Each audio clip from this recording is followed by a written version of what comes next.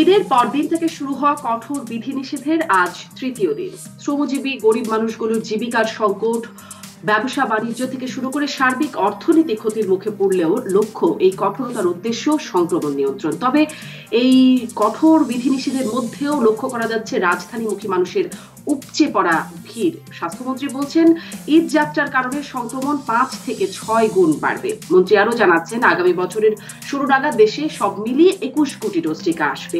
কিন্তু যেভাবে সংক্রমণ বাড়ছে তাতে এই লকডাউন এবং টিকা কতটা কার্যকর হবে, কবে নাগাদ লাগাম টানা যাবে এবং সংক্রমণ 5 থেকে 6 গুণ বাড়লে চিত্রটা কেমন হবে, পরিণতি কেমন হবে, এসব নিয়ে আলোচনায় রাজধানী শারমিন চৌধুরী আপনাদের সবাইকে স্বাগত জানাচ্ছি। আমার সাথে অতিথি হিসেবে সংযুক্ত আছেন FBCCI এর সাবেক প্রেসিডেন্ট AK আজাদ, যুক্ত আছেন IEDCR এর প্রধান বৈজ্ঞানিক কর্মকর্তা ডাক্তার ASM আলমগীর, আছেন GTPর প্রধান সম্পাদক সৈয়দ ইশতিয়াক রেজা এবং আছেন সম্মিলিত গার্মেন্টস শ্রমিক ফেডারেশনের সভাপতি নাজমা আক্তার। স্বাগত জানাচ্ছি আপনাদের চারজনকে। আজকে রাজকারণে স্বাস্থ্যমন্ত্রী যেটি বলছেন 5 থেকে 6 গুণ সংক্রমণ বাড়বে, সেখান থেকে শিরোনাম লিখেছি 5 থেকে 6 গুণ সংক্রমণ বাড়লে মোকাবেলা কিভাবে। আমি শুরুতে আসতে চাই জনাব ইশতিয়াক রাজা, যে ঈদ যাত্রার কারণে মন্ত্রী এমন শঙ্কা কথা বলছেন, কিন্তু ঈদ যাত্রায় মানুষের যে উপচে পড়া ভিড় এখন রাজধানীমুখী আমরা দেখছি, সব তো বন্ধ লকডাউনে বা কঠোর বিধিনিষেধে, শুধুমাত্র জরুরি সেবা ছাড়া। এত মানুষ তাহলে কেন ঢাকায় ফিরছেন? সবাই কি আসলে জরুরি সেবায় নিয়োজিত? তথ্য কেমন আপনাদের কাছে? ধন্যবাদ আপনাকে। দেখেন, সবাই যে খুব জরুরি সেবায় আছেন তা নয়। কেউ কেউ আসছেন কিছু কিছু কোম্পানি, কিছু কিছু ছোট ছোট প্রতিষ্ঠান যারা নানাভাবে মানে যেটাকে অনানুষ্ঠানিক ভাবে খোলা রেখেছে। আমি যে এলাকায় থাকি সেখানে আমি দেখেছি বেশ কিছু অফিস থেকে সকালবেলা মানুষজন অফিসে ঢুকতে দেখি এবং বেরোতেও দেখি। এগুলো যে খুবই জরুরি প্রতিষ্ঠান আমি অন্তত খোঁজ নিয়ে দেখেছি তা কিন্তু নয়, কিন্তু তারা সেগুলোকে খোলা রেখেছেন এবং কি কারণে রেখেছেন, কিভাবে পেরেছেন সেটা আইন শৃঙ্খলা বাহিনী বলতে পারবে। কিছু মানুষ আছে যে বাড়িতে যাবেই এবং ফিরবেই, যেটা একদিনের জন্য 1 ঘন্টার জন্য সুযোগ দিল, এই শ্রেণীটাও আছেন যারা ফিরছেন ঢাকা শহরে।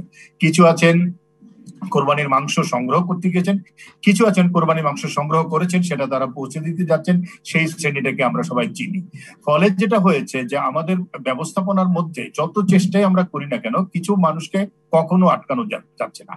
আজকে শহরে আমি যে পরিমাণ গাড়ি দেখেছি সেটা আমার কাছে আরেকটা নতুন দিক মনে হয়েছে। সেটা হলো অনেক গাড়িতে, সরকারি গাড়িতে যেরকম ফ্ল্যাগ স্ট্যান্ড থাকে, একটা খাপ দেওয়া থাকে, সেরকম প্রচুর গাড়ি আমি দেখেছি। সরকারি সব প্রতিষ্ঠান তো খোলা নয়, জরুরি সেবাগুলো খোলা আছে, তাহলে এত ফ্ল্যাগ স্ট্যান্ডওয়ালা গাড়ি রাস্তার মধ্যে কোত্থেকে আসলো? আমার কাছে মনে হয় যে এগুলোর একটা একদম কঠোর নজরদারির মধ্যে চিরুনি অভিযান চালিয়ে দেখা দরকার। এই লকডাউনটা দেখেন, আগের 14 দিন আমরা পার করেছি, মাঝখানে 7 দিন শিথিল করেছি। এই লকডাউনটাকেও যদি আমরা সঠিকভাবে না করতে পারি, আমাদের অবস্থা কিন্তু সাংঘাতিক খারাপের দিকে যাচ্ছে। আমি বার্তা কক্ষে বসে আমার সংবাদদাতাদের কাছ থেকে যে চিত্রটা পাই এবং আমার ডাক্তার বন্ধুদের কাছ থেকে যে চিত্রটা পাই, এটা ভয়াবহ এবং সেটা কিন্তু নেওয়া যাচ্ছে না। করোনা যত মৃত্যুর সংখ্যা দেখতে পাচ্ছি, করোনা উপসর্গে কিন্তু অনেক অনেক মানুষের মৃত্যু হচ্ছে।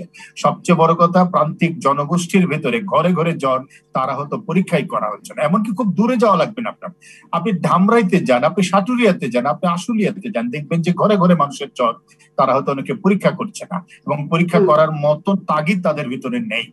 এই অবস্থার মধ্যে যদি আমরা সমাগম এটাকে নিয়ন্ত্রণ করতে না পারি, মানুষকে বিচ্ছিন্ন করতে না পারি, লকডাউন দিয়েও এর চেয়ে দুঃখজনক আর কিছু হতে পারে বলে মনে হয়। ইশতিয়াক রাজা, আপনি বলছেন সাংঘাতিক খারাপের দিকে যাচ্ছে, সেটি নিয়ে নিশ্চয়ই ডাক্তার আলমগীর আমাদেরকে বলবেন, কিন্তু আপনার কাছে আরেকটা ছোট্ট করে যদি একটু বলেন আমাদেরকে, যে শুরুর সময় মানে শিথিলতার যে লকডাউন যে শিথিল করা হলো, তখন বলা হলো মানুষের চলাচলের সুবিধার কারণে, ঈদে মানুষের বাড়ি ফেরার সুবিধার কারণে এটি করা হলো। তাহলে বাড়ি থেকে যে ফিরবেই, আপনি যে তথ্যটা দিচ্ছেন যে কিছু মানুষ আছে তারা ফিরবে, এটি আমাদের জানা কথা, সেটিকে কি, সেই বিষয়টি কি একটা পরিকল্পনার মধ্যে ছিল? এই চিত্রটা কেন দেখতে হচ্ছে? এটা পরিকল্পনাহীন ভাবে করা হয়েছে এবং আপনি জানেন পরামর্শ কমিটি যে পরামর্শ দিয়েছিল তার বাইরে গিয়ে করা হয়েছে। সরকার অর্থনৈতিক সামাজিক বাস্তবতার মধ্যে কোরবানিকে মাথায় রেখে, মানুষের ধর্মীয় মূল্যবোধ এগুলিকে মাথায় রেখে এই কাজটা করেছিল, শিথিল করেছিল এবং বলেছিল যে আপনারা যার যার জায়গায় অবস্থান করবেন, কিন্তু এটা তো আসলে বাংলাদেশের বাস্তবতায় সম্ভব নয়। আমি আপনাদের দৃষ্টি আকর্ষণ করতে পারি ইন্দোনেশিয়াতে কিন্তু এইবার ঈদের সময় যে বড় মুভমেন্টটা হয়েছে সেটার কারণে এখন বলা হচ্ছে যে একটা ক্যাটাস্ট্রফিক ইফেক্ট হয়েছে কিন্তু ইন্দোনেশিয়ার সামগ্রিক কোভিড সিচুয়েশন। ওরা কিন্তু কিছুটা ইমপ্রুভ করেছিল, টিকাও কিন্তু আমাদের চেয়ে বেশি কভার করতে পেরেছে, তারপরেও পরিস্থিতি খারাপের দিকে গিয়েছে। যারা এই সিদ্ধান্ত নিয়েছেন তারা কোন বাস্তবতার নিরিখে সিদ্ধান্ত নিয়েছেন সেটা তারা বলবেন। অনেক ধন্যবাদ আপনাকে। আমরা দেখেছি ডাচ প্রধানমন্ত্রীও ক্ষমা চেয়েছেন, দুঃখ প্রকাশ করেছেন এই লকডাউন শিথিল করার জন্য, এটিও সম্প্রতি খবর। ইশতিয়াক রাজা, আপনার কাছে আমি আবারও আসবো। আমি নাজমা আক্তার, আপনার কাছ থেকে একটু জানতে চাই, যেটি ইশতিয়াক রাজা বলছিলেন অনানুষ্ঠানিকভাবে অনেক কিছু খোলা আছে, আমরা কিছু কিছু গণমাধ্যমে অভিযোগ আসছে যে কিছু কিছু গার্মেন্টসও খোলা আছে, এরকম শ্রমিকদের কাছ থেকে কিছু কিছু অভিযোগ আসে। আপনাদের কাছে আসলে তথ্যটা কেমন, বাস্তবতাটা কেমন, চিত্র কি? নাজমা আক্তার একটু আনমিউট করবেন। ধন্যবাদ। যেটা হয়েছে যে আমাদের সর্বক্ষেত্রে সর্ব জায়গায় শ্রমজীবী মানুষের প্রতিনিয়ত কাজ করতে হয় এবং তাদেরকে জীবন জীবিকার জন্যই তাদেরকে এই লড়াই এবং সামাজিক দূরত্ব বলেন যেটাই বলেন সেটা সম্ভব হয় না। তো যেটা হয় যে আমাদের যে মাস্ক ব্যবহার করা বা যেভাবে যে নিয়ম নীতিগুলো ওইগুলো যদি সাধারণ মানুষ এবং আমাদের শ্রমিক ভাই বোনরা মানে তাহলে ও হয়, যেটা রাস্তাঘাটে আমি দেখি নাই। তো গার্মেন্টস ফ্যাক্টরি যেটা ছিল যে ঈদের আগেও কিছু ফ্যাক্টরি যখন 19 তারিখে ছুটি দিয়ে দিছে, 20 তারিখের দিকেও কয়েকটা ফ্যাক্টরি তারা কিন্তু খোলা রাখছিল তাদের শিপমেন্টের জন্য।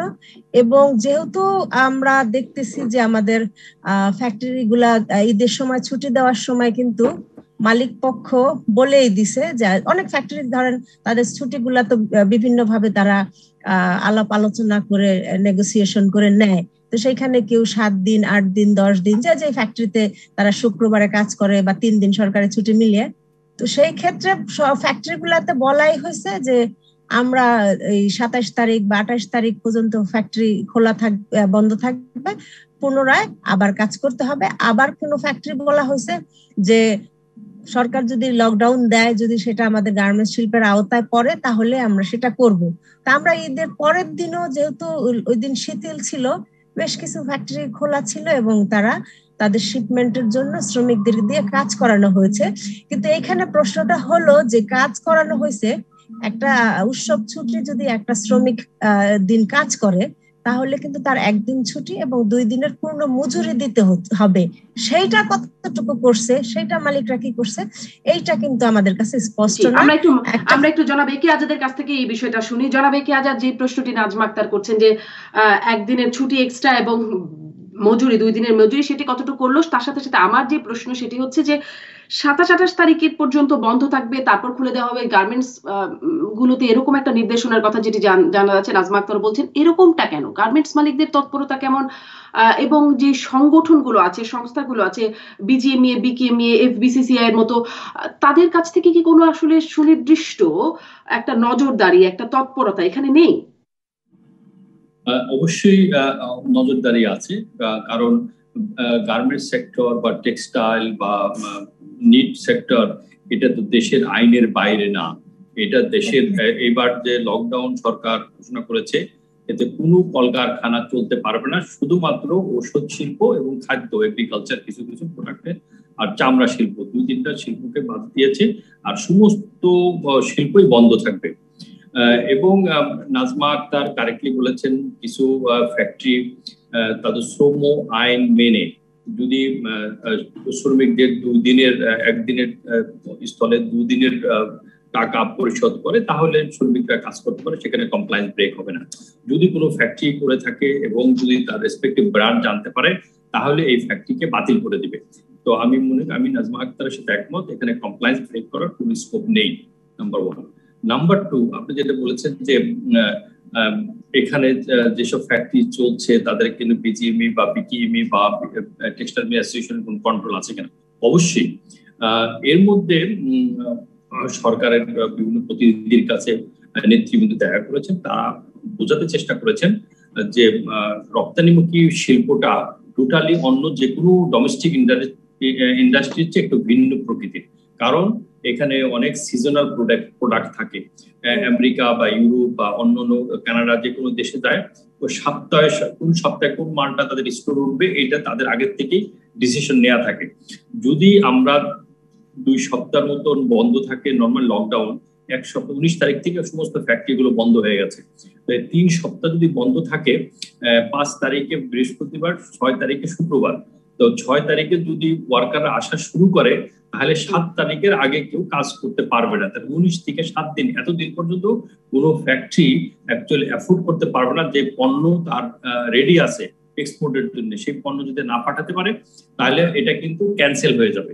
কারণ আবার একটা বিকল্প ব্যবস্থা থাকে যে ঠিক আছে, তুমি যখন নর্মালি শীতে মালটা পাঠাতে পারোনি, তুমি এটা ইয়ারে পারো। কারণ এত বাংলাদেশের product, lakh lakh crore crore pieces product, এটা কিন্তু ইয়ারেও প্লেনে এই ধরনের ধারণ ক্ষমতা নেই, সম্ভব না। অতএব সেই ক্ষেত্রে 50% বা 40% ডিসকাউন্ট চেয়ে বসতে পারে কোনো কাস্টমার। সেই ক্ষেত্রে কিন্তু আমি শেষ করি, সমস্ত লাইবিলিটিস কিন্তু ফ্যাক্টরির উপর করবে। যখন ফ্যাক্টরি পারবে না, এটা ব্যাংকের উপর করবে, তখন একটা রাষ্ট্রের উপরে পুরা বোঝাটা চেপে বসবে এবং অনেক কারখানা বন্ধ হয়ে যেতে পারে। এটা অর্থনৈতিক ভাবে আমরা কিন্তু একেবারে পিছিয়ে পড়বো। তারপর এটা না যে সমস্ত কারখানা বন্ধ থাকবে আর এটা চলবে, সেটা না। এখন দেখা যাচ্ছে আমাদের পরিসংখ্যান অনুযায়ী গার্মেন্টস ফ্যাক্টরি গুলো বা টেক্সটাইল মিল গুলো, এটা কিন্তু ঢাকা শহরের বাইরে। ঢাকা শহরের বাইরে এরা যারা ওয়ার্কার সাধারণত এই ফ্যাক্টরি সারাউন্ডিং এ থাকে এবং তারা সমস্ত নিয়ম কানুন মেনে মাস্ক পরিধান করে, সবসময় হাত পরিষ্কার করে, স্যানিটাইজ করে কিন্তু তারা কাজকর্ম করে। এবং যদি আপনি পরিসংখ্যান দেখেন, তাদের ইনফেকশনের রেট ইজ ভেরি ফিউ, নাই বললে চলে। এবং যদিও কেউ ইনফেক্টেড হয়ে থাকে, এই পরিসংখ্যানটা আসলে কার? একে আজাদ, এই পরিসংখ্যানটা কার? সরি, এই যে পরিসংখ্যান দেখেন, আপনি বলছেন যে ইনফেকশন রেট খুব কম, এই পরিসংখ্যানটা কাদের? এটা বিভিন্ন অর্গানাইজেশন, আমাদের বিভিন্ন ব্র্যান্ড, এই ব্র্যান্ড, বিভিন্ন ব্র্যান্ড কিন্তু এটা করেছে। বিভিন্ন ব্র্যান্ড তারা যারা বাংলাদেশে কাজ করাচ্ছে, তারা কিন্তু নিজেরাই এগুলো পরিসংখ্যান করে দেখেছে যে এখানে, তাহলে তারা অর্ডারই প্লেস করতো না। কারণ এর মধ্যে ইন্ডিয়া থেকে অর্ডার নিয়ে এসেছিল বাংলাদেশে, বাংলাদেশ থেকে তাহলে অন্য দেশে নিয়ে যাবে। সমস্ত ব্র্যান্ড তাদের নিজস্ব পরিসংখ্যান এটা। জি, জনাব একে আজাদ, আপনাকে ধন্যবাদ। শ্রমিকরা মাস্ক পরছেন বা স্বাস্থ্যবিধি মেনে পরিচালনা করছেন, এই বিষয়টা আপনি বলছেন। জি, ইশতিয়াক রেজা খুব ছোট্ট করে যদি যুক্ত করেন, আমি জনাব আলমগীরের কাছ থেকে শুনবো। জি, ইশতিয়াক রেজা। আমি একটু জানতে চাই যে আমরা দেখি যে ঈদের সময় সাধারণত 7 থেকে 10 দিন গার্মেন্টস ফ্যাক্টরি এমনিতেই বন্ধ থাকে। সেখানে এবার যদি 14 দিনের যে লকডাউন দেখা যাচ্ছে, সেখানে 5 থেকে 6 দিন এক্সট্রা হচ্ছে। এর জন্য এত অর্ডার বন্ধ হয়ে যাবে, এটা কি তাই বিশ্বাসযোগ্য জানাবে কি আজাদ? অথবা আমরা হয়তো নাও জানতে পারি, আপনি যদি এটা ক্লিয়ার করুন। আমি আপনাকে ক্লিয়ার করছি, এখানে নাজমা আছে আমার সহকর্মী, আরো আপনারা যারা সাংবাদিকতা করেন, এই পেশায় আছেন, আপনারা ভেরিফাই করে দেন। 19 তারিখের পরে আমরা সাধারণত 8 দিন ছুটি দিয়ে দিয়েছি। কেউ 27 তারিখে খুলবে, কি 28 তারিখে খুলবে। এই 8 দিন, এটা শুনেন, আমি টোটালি নির্ভরশীল কি ক্রেতার উপরে, তার ইচ্ছার উপরে। আমার ইচ্ছায় কিন্তু তারা মাল দেশ থেকে কিনবে না। তারপরে যদি আপনি সেটা 7 তারিখে নিয়ে যান, 8 তারিখে নিয়ে যান, তাহলে কত? 3 সপ্তাহ। কিন্তু আপনি টোটালি আপনি দেখছেন যে 28 তারিখের পরে 1 সপ্তাহ দেখছেন, কিন্তু ব্যাপারটা তা না। 19 তারিখ থেকে 7 তারিখ পর্যন্ত কত দিনে হয় বলেন? 3 সপ্তাহ। 3 সপ্তাহ we can not afford, impossible. কিন্তু আজাদ ভাই, এরা তো সরকারি ছুটি মাত্র 3 দিন, আর এই 7 দিন যে ছুটি পায় বা 8 দিন ছুটি পায়, এটা কিন্তু প্রত্যেকটা শুক্রবার বা অন্যান্য ভাবে কিন্তু আপনারা কভার করেন। এবং আপনারা ঈদের আগে কিন্তু লেআউট গুলা বা প্রোডাকশন গুলা কিভাবে করতে হবে সেটা কিন্তু আপনাদের ডিজাইন করা থাকে। এখন কথা হলো যে মানুষের জীবন এবং মরণের একটা বিষয়, এখানে জীবিকা শুধু না। তো প্রত্যেকবারই আপনারা কিন্তু সরকারের কাছ থেকে অনেক সুবিধা নিছেন, গার্মেন্টস শিল্প সবসময় আওতায় ছিল। আপনি যেটা বললেন যে হ্যান্ড স্যানিটাইজার, পরিষ্কার পরিচ্ছন্নতার কথা, সামাজিক দূরত্বের কথা, এই করোনার মধ্যে আপনারা যেরকম ফ্যাক্টরি চালাইছেন, আমি ওইদের আগের দিন পর্যন্ত অফিস করছি এবং ফ্যাক্টরি গুলাতে গেছিও। আমি কিন্তু লাস্টের দিকে যখন গেছি, প্রথম লকডাউনের পরে কিন্তু সাবান সোটা দিছিল, কিন্তু এইবার আমি নিজে যাওয়ার পরেও কিন্তু আমাকে তাপমাত্রাটাও মাপে নাই। এবং অনেক ওয়ার্কারের কিন্তু জ্বর, ঠান্ডা, কাশি আছে এবং গুরুত্বপূর্ণ তথ্য আপনি যুক্ত করলেন। এবং এই যে পরিসংখ্যানের কথা বলা হয়, এই বিষয়ে আপনার কাছে আমি একটু পরের অংশে জানতে চাইবো। আমি ডাক্তার এস.এম. আলমগীর, আপনার কাছ থেকে একটু শুনতে চাই যে যেই বিষয়টি নিয়ে কথা বলছি, যেই ঈদের অবস্থা দেখছি গার্মেন্টস কারখানাগুলো বলি বা যা মানে শ্রমিকদের যে অবস্থা বলি তাতে সামনে যেমনটা চিত্র হবে সেটি কেমন? স্বাস্থ্যমন্ত্রী বলছেন 5 থেকে 6 গুণ সংক্রমণ বাড়বে শুধু ঈদ যাত্রার কারণেই। তাতে আসলে চিত্রটা কেমন হবে? মানে আজকে যদি বলি যে 11,000 প্লাস 11,000 এর বেশি আজকে সংক্রমিত হয়েছেন, তাহলে 5-6 গুণ মানে কি 55,000 থেকে 66,000 পর্যন্ত সংক্রমণ আমরা দেখবো। মৃত্যু 228 জন, এরকম মানে মৃত্যু কি 5-6 গুণ বেড়ে যাবে, এরকম কি একটা চিত্র হবে? ধন্যবাদ আপনাকে। আপনাদের আলোচনা শুনছিলাম, কিন্তু তার আগে আসলে 5-6 গুণ বলে নাই, হয়তো 5 to 6% বলেছে। তো এটা আমরা আসলে ভুল ইন্টারপ্রিটেশন করছি। তো সেদিকে একটা খেয়াল রাখতে হবে। এবং আপনি দেখেছেন, দেখেন রাজা ভাই প্রথমে বলেছে সকল সরকারি বেসরকারি অফিস বন্ধ ঘোষণা করা হয়েছে, অর্থাৎ আপনাকে বাড়ি যেতে না নিষেধ করা হয়েছে। এবং দেশের সর্বোচ্চ প্রতিষ্ঠান থেকে মাননীয় প্রধানমন্ত্রী আমাদের সবাইকে রিকোয়েস্ট করছে আমরা যেখানে আছে সেখানে অবস্থান করি এবং ঈদ পালন করি। আমরা সেটা না করে আমরা 1 কোটির বেশি মানুষ বাড়িতে গেলাম, এবং বাড়িতে গিয়ে আপনাকে ফিরে আসার দরকার নাই, কারণ আপনাকে ফিরে আসার ব্যবস্থা করা কিন্তু ঈদের পরের দিনই খোলা ছিল। ঈদের পরে শুক্রবারেই লকডাউন শুরু করতে হয়েছে যেন আপনি না আসেন। কিন্তু আমরা অনেকেই আসলাম নানাবিধ জরুরি কাজের সাথে। জরুরি সেবায় যদি আপনি সংযুক্ত থাকেন, আপনার বাড়ি যাওয়ার কথাই না। আমরা গত 19 মাস ধরে জরুরি সেবার সাথে সংশ্লিষ্ট, আমরা তো একদিন ছুটিও পাই না। সো আপনি বাড়ি যান কি করে? আপনার বাড়ি যাওয়ার কথা না। আমরা প্রতিদিন ঈদের দিনও আমরা অফিস করি। তাহলে আপনি বাড়ি গেছেন এবং আপনি বাড়ি এসে ঢাকার চারপাশে ভিড় করছেন বা চিটাগংয়ের চারপাশে ভিড় করছেন। ভিড় করে আমরা আবার আমাদের গণমাধ্যম থেকে এটা অত্যন্ত দুঃখজনক ভাবে আমরা উপস্থাপন করছি যে যাত্রীরা এসে পড়েছে, তারা কোনো পরিবর্তন পাচ্ছে না। এটা মানে আমি তো তাকে আসতে বলি নাই, তাকে আসার নিষিদ্ধ করা হচ্ছে। সে নিজের ইচ্ছায় স্বইচ্ছায় এসে এখন বিড়ম্বনায় পড়েছে। বিড়ম্বনায় তো সে ইচ্ছাকৃত ভাবে পড়েছে। এইরকম আচরণগুলো যেটা আমাদের করবে সেটা হচ্ছে যে সংক্রমণ সংখ্যা আমরা 2 সপ্তাহ লকডাউনে, আপনারা যত যাই বলেন 2 সপ্তাহের লকডাউনে যত ডিলেডালা ভাবে পালন করা হয়েছিল, তারপরে সংক্রমণ সংখ্যা আমাদের যে লাফি বাড়ছিল সেখান থেকে আমরা একটা পর্যায়ে এসে 29-30-এ রেখে দিতে পারছিলাম। সেটা কিন্তু এখন 29-30 থেকে আগামী 1 সপ্তাহ পরে হয়তো বাড়তে শুরু করবে এবং সম্ভাব্যতা আছে। এবং বাংলাদেশে আমরা প্রথম থেকেই বলছি, আমাদের যদি পরপর 10 দিন 10,000 করে পেশেন্ট হয়, রোগীর সংখ্যা বাড়ে, তাহলে কিন্তু আমরা হাসপাতালে জায়গা দিতে পারবো না। এখানে মনে রাখতে হবে, শতকরা 85 থেকে 90 মানুষ ভালো হয়ে যাবে, বাসা থেকে ভালো হয়ে যাবে। কিন্তু 10%-এর যাদেরকে আমাদের হাসপাতালে ভর্তি করতে হবে, সেই ফ্যাসিলিটিস সারা পৃথিবীর কোথাও 10% পিপলের হসপিটালাইজেশনের জায়গা নাই, সেটা বাংলাদেশেও নেই। সো এইখানে আমরা এক ধরনের বিপজ্জনক পরিস্থিতি তৈরি করতে পারি। গার্মেন্টস নিয়ে আমি কোনো কথা বলবো না, কিন্তু পুরো ইন্ডাস্ট্রি নিয়ে যদি আমি বলি, আমাদের ইন্ডাস্ট্রিতে যদি আমি 5 দিন বেশি ছুটি দিতে হয়, এটা আমরা সবাই জানি। গত 1 সপ্তাহ আগে থেকে বলা হচ্ছিল কঠিন লকডাউন শুরু হবে, ঈদের পরে 1 সপ্তাহ লকডাউন থাকবে। তাহলে এখানে আমাদের পলিসিগত সমস্যা আছে, আমরা প্ল্যানিং করতে পারি নাই, আমরা বায়ারদের সাথে বার্গেনিং করতে পারি নাই, আমরা আমাদের এক্সপোর্ট গুলো শিডিউল মতো করার জন্য শিডিউল করতে পারি নাই। কিন্তু 5 দিন বন্ধ রাখলে আমাদের অর্থনৈতিক খুবই ক্ষতি হবে, কিন্তু দেশ জানে এবং সবাই জানে, এবং সেটার জন্য মানুষের জীবন রক্ষা করার জন্য এই ক্ষতিটা মেনে নেওয়ার জন্য রাষ্ট্রীয় ডাক্তার আলমগীর, আপনার বক্তব্যটি একদম স্পষ্ট। এই পলিসিগত সমস্যার কথা যেটা বলছেন সেটা নিয়ে নিশ্চয়ই একে আজাদ বলবেন আমাদেরকে, সেই ক্ষেত্রে পরিকল্পনা কেন মানে হয়েছে কিনা বা কেন হয়নি সেটিও নিশ্চয়ই বলবেন। আপনার কাছ থেকে আমি বিরতির পরে আরেকটা বিষয় একটু জনাব আলমগীর শুনতে চাইবো, যে চিকিৎসা ব্যবস্থার কথা বলছেন, ফিল্ড হাসপাতালের তৎপরতা আজকে থেকে দেখছি, সেটি কেমন হতে পারে সেই বিষয়ে একটু ধারণা নিব আপনার কাছ থেকে। ফিরছি রাজকাহনী বিরতির পর। ফিরে এলাম রাজকাহনে। ডাক্তার এস এম আলমগীর, খুব সংক্ষেপে ছোট ছোট করে কয়েকটা বিষয় আপনার কাছ থেকে একটু শুনতে চাই। ফিল্ড হাসপাতালের বিষয়ে জানতে চাইছিলাম আপনার কাছে। রোগী বাড়লে চিকিৎসা দেবার সামর্থ্য আমাদের থাকবে না, এখন ফিল্ড হাসপাতালগুলো যুক্ত হওয়াতে 1000 শয্যার আজকে উদ্বোধন করা হলো, সেটি কেমন হবে? ফিল্ড হাসপাতালের সাথে সাধারণ হাসপাতালের পার্থক্যটা কি? না, দেখুন, যে বঙ্গবন্ধু শেখ মুজিব মেডিকেল বিশ্ববিদ্যালয় যে হাসপাতালটি, সেটা আসলে করোনা ডেডিকেটেড, সকল ফ্যাসিলিটিস নিয়ে আইসিইউ বা এসডিইউ এবং সাধারণ চিকিৎসার জন্য সেটা করোনা ডেডিকেটেড হাসপাতালই হবে। অন্য যে কোনো করোনা ডেডিকেটেড হাসপাতাল, এখানে বরং আপনার আইসিইউ সাপোর্টটা অনেক বেশি থাকবে। আর অন্যান্য জায়গায় আমরা যে ফিল্ড হাসপাতালগুলোর কথা চিন্তা করছি, সেগুলি মূলত হবে যে পেশেন্টকে আইসোলেশন রাখার জন্য, এবং সাধারণভাবে যাদের কম অক্সিজেন লাগে সেই সব পেশেন্টকে সেখানে রাখার জন্য।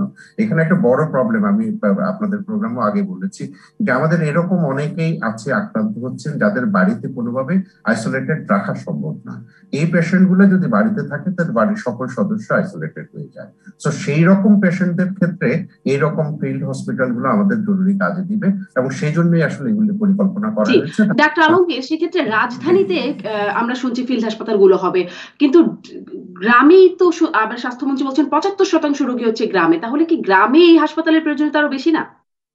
এটা আসলে সারা দেশব্যাপী আসলে আমাদের বড় জায়গা খোঁজা হচ্ছে, এবং ঢাকায় যেরকম হবে এটা চিটাগং অলরেডি শুরু করে দিয়েছে, এবং বড় বড় শহরগুলোতে যেহেতু আপনার পেশেন্টের সারা দেশের সকল পেশেন্ট একযোগে বড় শহরগুলোতে চলে আসছে, সেটা প্রিভেন্ট করার জন্য, এবং তাদেরকে আসলে অন্তত সবার আসলে হসপিটালে অ্যাডমিশনের প্রয়োজন নাই, কিন্তু সামান্য চিকিৎসার জন্য অনেকে আইসোলেশনে থাকতে পারছেন না, যদি আইসোলেশনে না থাকতেন বাড়ির সকল সদস্য নিয়ে আক্রান্ত করছেন।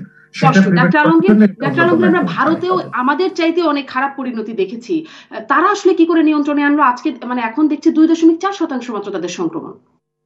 না, এটা দেখুন, ভারতবর্ষে কিন্তু 3 মাস এটা তাণ্ডব চালিয়েছে। এটা আপনাদেরকে আমরা কতটুকু দেখছি এবং কতটুকু দেখি নাই সেটা হচ্ছে কথা, কিন্তু একটা বাস্তবতা হচ্ছে যে তাদের নিজস্ব 2টা ভ্যাকসিন কোম্পানি আছে, তারা ব্যাপকভাবে ভ্যাকসিনেশন করতে পেরেছে, যেটা আমরা এখন করার চেষ্টা করছি। আমাদের যেহেতু যথেষ্ট পরিমাণ ভ্যাকসিন এখন আমাদের হাতে আসছে এবং পর্যায়ক্রমে আসতে শুরু করবে, আমরাও হয়তো আগস্টের প্রথম সপ্তাহ থেকে ক্যাম্পেইন মোডে ভ্যাকসিনেশন করে প্রতি সপ্তাহে আমরা প্রায় 1 কোটি ভ্যাকসিন দিতে শুরু করবো আমরা যখনই ক্যাম্পেইন শুরু করবো। সেই জন্য ভ্যাকসিন হবে অন্যতম উপায়, কিন্তু যতক্ষণ পর্যন্ত আপনি সকল মানুষকে ভ্যাকসিনেশন আওতায় নিয়ে না আসতে পারছেন ততক্ষণ পর্যন্ত স্বাস্থ্যবিধির উপরে কোনো কিছু তার কোনো বিকল্প নেই। বিষয়টা মনে হয় আমার স্পষ্ট হয়েছে। জনাব ইশতিয়াক রাজা, আপনার কাছ থেকে একটু জানতে চাই যে টিকার পরিকল্পনাটা কেমন? আগামী বছরের শুরু নাগাদ 21 কোটি ডোজ টিকা আসবে, সব মিলিয়ে যা দেওয়া হয়েছে সেটি স্বাস্থ্যমন্ত্রী জানাচ্ছেন। কবে নাগাদ কত শতাংশ মানুষকে টিকা দেওয়া হবে, এর কি একটা রূপরেখা তৈরি হয়েছে কিনা? আবার সুরক্ষা অ্যাপের কথা বলা হচ্ছে, মানে সেটি দিয়ে এত শতাংশ মানুষ এই সুবিধা নিতে পারবেন কিনা, আসলে কি মূল্যায়ন? না, দেখেন, টিকার প্রথম ব্যবস্থাপনা তো আমাদের ভালো ছিল, কিন্তু একটা সেটব্যাক হয়েছে। সেটব্যাকের পরে যে এখন যে টিকার জন্য যে প্রচেষ্টাটা চলছে এবং এখন পর্যন্ত যেটুকু আমরা দেখেছি, আমি সরকারকে ধন্যবাদ দিতে চাই এবং সংশ্লিষ্ট সকলকে সাধুবাদ জানাতে চাই। টিকার এখন যে মজুদ আছে 1 কোটির উপরে আছে, এবং আমাদের রেজিস্ট্রেশনও হয়েছে কিন্তু 1 কোটির মতো। সুতরাং এই মানুষগুলোকে টিকা দেওয়া যাবে, এবং রোল আউট পর্যায়ে যেহেতু আছে বাকিগুলো হয়তো আমার ধারণা চলে আসবে, এবং 4 ধরনের টিকা রোল আউটে আসছে। বাংলাদেশ একটা বড় চ্যালেঞ্জ নিয়েছে আমি বলবো। যেটা এখন সুরক্ষা অ্যাপের মাধ্যমে কত পার্সেন্ট লোকের টিকা দেওয়া যাবে এই প্রশ্নটা যেমন আছে, তেমনি প্রশ্ন আছে যে আমি কোন পর্যায় পর্যন্ত, কোন বয়স পর্যন্ত টিকা দিব। ফ্রন্ট রানার যারা, তাদের সন্তানদের অর্থাৎ 18 বছর পর্যন্ত নেওয়ার যে বিধানটা, আমি মনে করি এটা একটা ভালো পদক্ষেপ, কিন্তু ধীরে ধীরে এটাকে নামিয়ে 12 বছর পর্যন্ত নিয়ে আসতে হবে।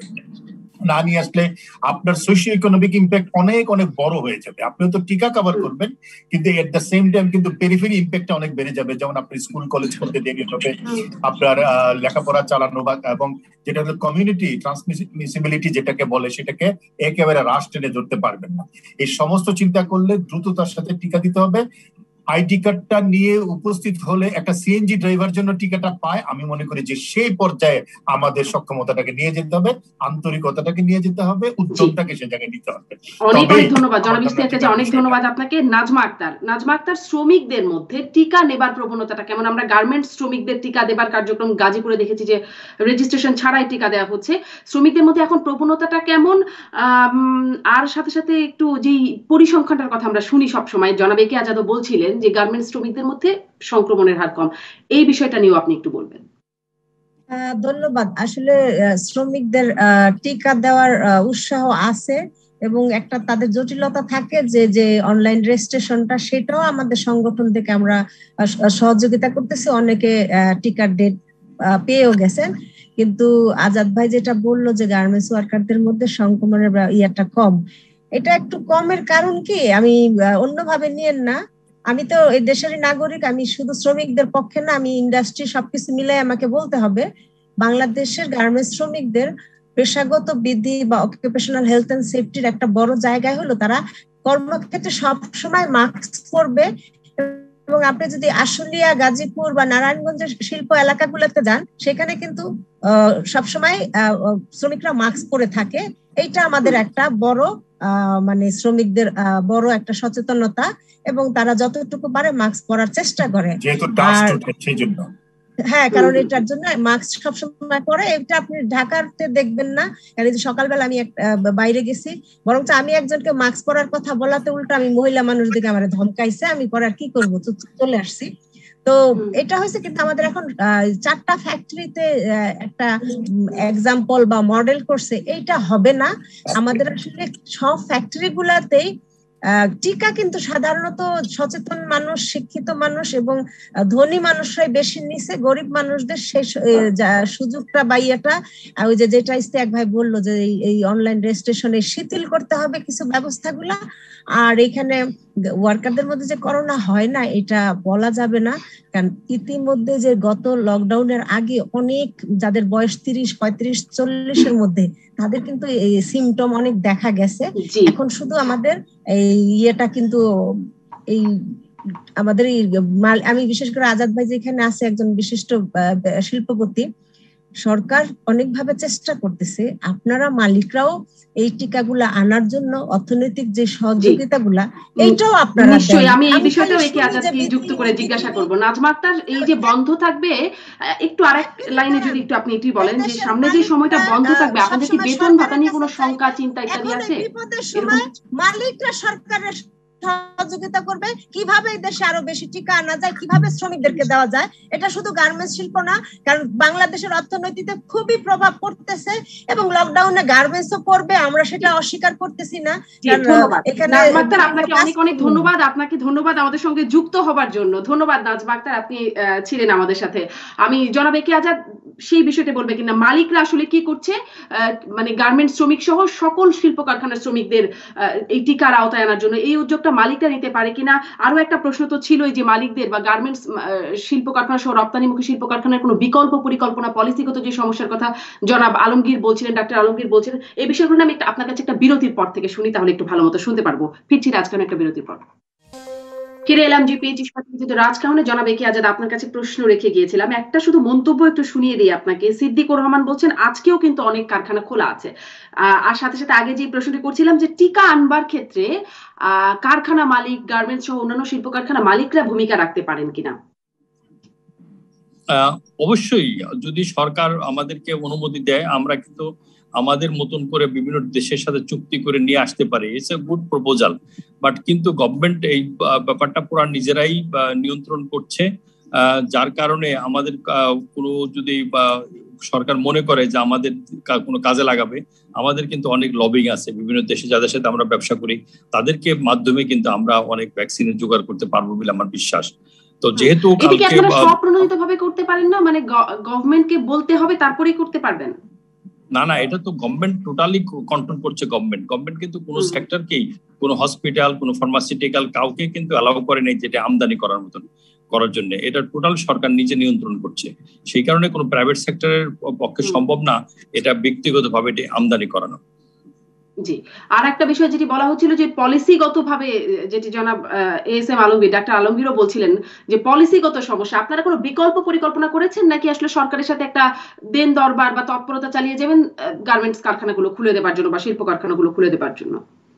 সরকার অ্যাকচুয়ালি সামগ্রিকভাবে চিন্তা করছে, বিচ্ছিন্নভাবে আগে গার্মেন্টস ওয়ার্কারকে দিবে বা স্টুডেন্টদেরকে দিবে বা এইরকম কোনো চিন্তা নাই। সরকার অ্যাজ হোয়েন রিকোয়ার, যেমন আমাদের গাজীপুরে অলরেডি গার্মেন্টস ওয়ার্কারদের দেওয়া শুরু হয়ে গেছে।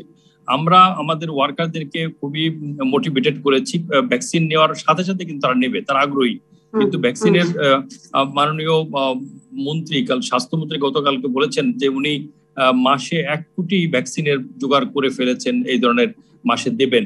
যদি এই ধরনের একটা সম্ভাবনা থাকে তাহলে আমার মনে হয় 1 বছরের মধ্যে আমরা ভ্যাকসিনেটেড করতে পারবো। জনাব একে আজাদ, আমি টিকার বাইরে একটু জানতে চাইছিলাম যে গার্মেন্টস খোলা রাখা বা সচল করা, আপনাদের রপ্তানি গুলোকে মানে সচল রাখা, এগুলোর জন্য আপনাদের বিকল্প কোনো ভাবনা আছে কিনা? মানে গার্মেন্টস তো বন্ধ থাকবে, গার্মেন্টস ও শিল্প কারখানাগুলো তো বন্ধ থাকবার কথা এই কঠোর লকডাউনে, আপনাদের বিকল্প কোনো বা বিকল্প পলিসি আছে কিনা, নাকি সরকারের সাথে দেন দরবার চালিয়ে যাবেন যেন গার্মেন্টস দ্রুত খুলে দেওয়া হয়?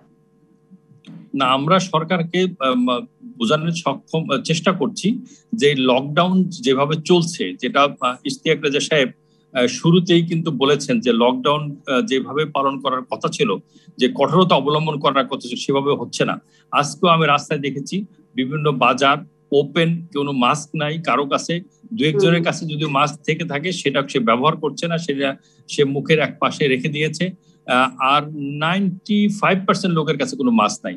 রাস্তায় আপনি গিয়ে দেখেন গাড়ির যেভাবে বের হচ্ছে, সব ধরনের যানবাহন, আমি কিন্তু জ্যামের মধ্যে দিয়ে এসেছি আজকে সকালে। তো সবকিছু মিলেই সরকার কিন্তু এককভাবে শুধুমাত্র পুলিশ প্রশাসন দিয়ে এটা কন্ট্রোল করা সম্ভব না। জনাব একে আজাদ, আপনাকে ধন্যবাদ। আমার মনে স্পষ্ট হয়েছে ঢাকা চট্টগ্রাম মহাসড়কে 10 কিলোমিটার জ্যামের খবর আমরা দেখছিলাম। আমি ইশতিয়াক রেজা, মানে কি পরামর্শ দেবেন, সময় যেহেতু অল্প, এর মধ্যে আপনি আপনার শেষ বক্তব্যটুকু দিবেন যে কি পরামর্শ দিচ্ছেন সরকারকে, জনগণকে। একই প্রসঙ্গে আমি জনাব ডাক্তার আলমগীরের কাছেও আসবো। দেখেন, আমরা একটা প্যারাডক্স বলতে পারি, আমরা লকডাউন প্যারাডক্সের মধ্যে আছি। সারা পৃথিবীতে যখন সবাই লকডাউন করছিল, আমরা তখন লকডাউন করতে পারিনি। সবাই যখন টিকা নির্ভর হয়েছে, তখন আমরা টিকা নির্ভর হতে শুরু করেছি, কিন্তু কতটা করতে পারবো সেটা আমাদের সক্ষমতার উপর নির্ভর করে। কিন্তু এই লকডাউনটার কোনো বিকল্প আসলে সরকারের কাছে ছিল না, যদিও লকডাউন একটা লাস্ট রিসোর্ট আমি বলবো যে কোনো মহামারী নিয়ন্ত্রণের ক্ষেত্রে। আমাদের এখন দুটো কাজ করতে হবে। একটা হলো যে আমি লকডাউন আজীবন রাখতে পারবো না, একটা সময়কে গিয়ে আপনাকে অর্থনৈতিক বাস্তবতায়, সামাজিক বাস্তবতায়, মানুষের মুভমেন্টের চিন্তা ভাবনার মধ্য দিয়ে, বিশেষ করে আমি বলবো আইন শৃঙ্খলা বাহিনীরও কিন্তু একটা সক্ষমতার সীমা আছে, আপনাকে লকডাউনটা খুলে দিতে হবে। খুলে দেওয়ার পর আপনার করণীয় কি, সেখানে হলো আমার সবচেয়ে বড় ব্যবস্থাপনার আমার মনে হয় কৃতিত্ব। আমি যদি সব মানুষকে মাস্ক পরাতে পারি, দূরত্ব বাংলাদেশের মতন মানুষের পক্ষে সম্ভব না যেখানে এত মানুষ আছে, কিন্তু মাস্ক কিভাবে পড়বে, শুধু পুলিশের প্রশাসনের পক্ষে এটা সম্ভব কিনা আমি জানি না। কমিউনিটি মোবিলাইজেশনটা এখনই শুরু করতে হবে, পাড়ায় পাড়ায়, আমি মনে করি জনপদে জনপদে কমিউনিটি মোবিলাইজেশন করতে হবে। কাদেরকে নিয়ে? স্বেচ্ছাসেবী সংগঠন, স্থানীয় সরকার কাঠামো, আমার ইমামদেরকে নামাতে হবে, এবার নারী সংগঠনকে নামাতে হবে, আমার যুব সংগঠনগুলোকে অ্যাক্টিভ করতে হবে, আমার এনজিও গুলোকে অ্যাক্টিভ করতে হবে। কিন্তু সেটা করতে গিয়ে আমরা যেন শৃঙ্খলা বিমুখ না হই, আমরা যেন একটা সিস্টেমের ভিতর দিয়ে মানুষকে নামাতে পারি। অন্যথায় কিন্তু শুধুমাত্র লকডাউন দিয়ে আমি এটা করতে পারবো বলে আমার মনে হয় না। এবং আমি থার্ড ওয়ার্ল্ড কান্ট্রিগুলোর যে পরিস্থিতি দেখছি, শুধু লকডাউন দিয়ে আপনি কিন্তু করতেও পারবেন না। কিন্তু এই লকডাউনটা এখন যেটা চলছে, তার কিন্তু বিকল্প সরকারের কাছে ছিল না। এই লকডাউন অনেক অনেক ধন্যবাদ জনাব ইশতিয়াক রেজা, আপনাকে অনেক ধন্যবাদ। ডাক্তার আলমগীর, আপনার কাছে ওইটা জানতে চাই, মানুষ ভয় পাচ্ছে না কেন, এত মানুষ মারা যাচ্ছে, ভয় পাচ্ছে না কেন? আপনার পরামর্শের জায়গাটা একটু জানতে চাই ডাক্তার আলমগীর। আমি আসলে যাওয়ার আগে আমি ইশতিয়াক ভাইয়ের কথা সূত্র ধরেই বলি যে আমাদের টিকার কিন্তু রেজিস্ট্রেশনের উপর আমরা শুধু নির্ভরশীল থাকবো না। আমরা হয়তো আগের মাসের প্রথম সপ্তাহ থেকে ম্যাসিভ ক্যাম্পেইনে যখন যাব, তখন 18 বছর বয়স পর্যন্ত আপনার কাছে যদি কোনো ধরনের একটা বয়স প্রমাণের সার্টিফিকেট থাকে, ন্যাশনাল আইডি হইলে সবচেয়ে ভালো, আমরা টিকে দিয়ে দেবো, পরে আমরা নিজেরা রেজিস্ট্রেশন করে নেব। এবং সেই অনুযায়ী আমরা কাজ করছি। আজ পর্যন্ত প্রায় 1,22,00,000 মানুষ রেজিস্ট্রেশন করেছে। তো সেদিকেও আমরা ভালো সাড়া পাচ্ছি। আরেকটা কথা যেটা সর্বশেষ কথায় বলি, আমাদের সবাইকে মনে রাখতে হবে পৃথিবীতে প্রচন্ড একটা মহামারী চলছে। এখনো প্রায় 8,000 করে মানুষ মারা যাচ্ছে, লক্ষ লক্ষ মানুষ আক্রান্ত হচ্ছে। আমরা পৃথিবী এই প্যারাডক্সের বাইরে না, আমরা পৃথিবীতে এই বাংলাদেশও আমরা সেখানে, কিন্তু আমরা অত্যন্ত গণবসতিপূর্ণ দেশ।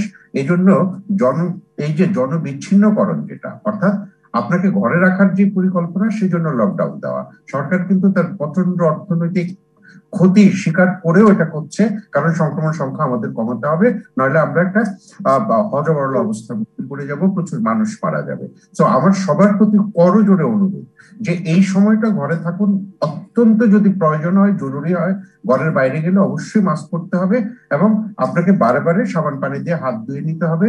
এবং যাদের এখন পর্যন্ত টিকার বয়স হয়েছে, টিকার জন্য রেজিস্ট্রেশন করে জরুরি ভিত্তিতে রেজিস্ট্রেশন করুন এবং টিকা নিয়ে নেন। এই ছাড়া আমরা আসলে আর কোনো প্রিভেন্টিভ মেথড জানি না, পৃথিবীতে কেউই জানে না। এবং এইগুলি যদি আমরা আসলে সঠিকভাবে, আমরা দেখেছি বাংলাদেশে যতবারই মানুষ মাস্ক পরা শুরু করেছে, ততবারই সংক্রমণ সংখ্যা কমেছে। দয়া করে সবাই স্বাস্থ্যবিধি মেনে চলুন, সঠিকভাবে মাস্ক পরুন। অনেক অনেক ধন্যবাদ ডাক্তার এস এম আলমগীর, অনেক ধন্যবাদ আপনাকে, অনেক ধন্যবাদ জনাব ইশতিয়াক রেজা, জনাব এ কে আজাদ, আপনাদের তিনজনকে ধন্যবাদ জানাচ্ছি এবং আজকের মতো বিদায় নিচ্ছি রাজকাহন থেকে।